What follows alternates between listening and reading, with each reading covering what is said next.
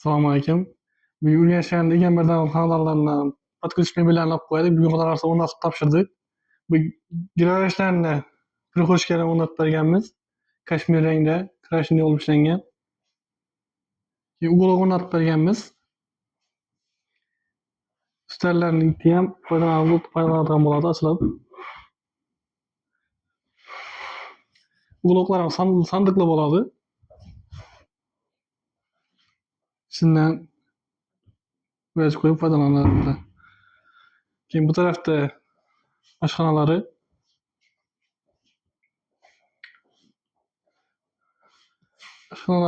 Oshxona mebellarini hammamizning krashni etib ishlab berganmiz. 1 metr olib ishlangan. Mo'ykalarni full mo'yka qo'yib berganmiz.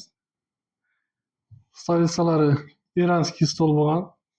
MDF tandem mexanizm qo'yib berganmiz tortmalarni. Pasvetga qo'yib berganmiz sensorning. Bu yerda kotyollarni yopib berganmiz. Quloqlari dovutchikli bo'ladi. Oshxonaga ham uloq qo'yib berganmiz. Bu ham sandiqli bo'ladi. Uloq ham shunday o'stirib olib ishlangan. Keyin bu tarafda mehmonxonalarni televizorni o'rnatib berganmiz.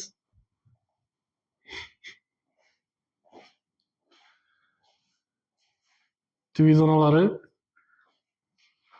pasvetkalar sensorli bo'ladi.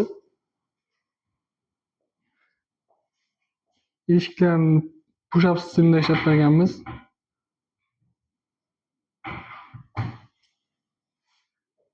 Keyin o'zlarining xonalarini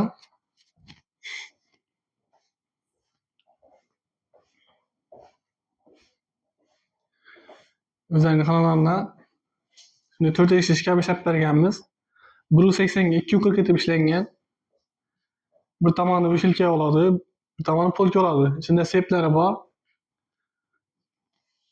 Keyin ikkalamchi spalni 2 tumishkasi bilan matras yaxshi matrasdan qo'yilgan. Tryumalarni devorga osib berganmiz. Pasvetkali.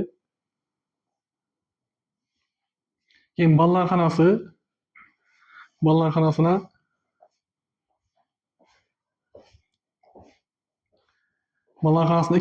biridan spanni o'rnatib berganmiz mexanizmli.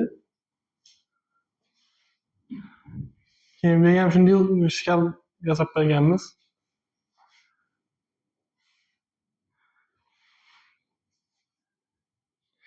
Kimga shunday mebellar kerak bo'lsa, aloqa qilasizlar. Pastda nomerlarni qoldiramiz. Like, podpiska yoddan chiqmasin.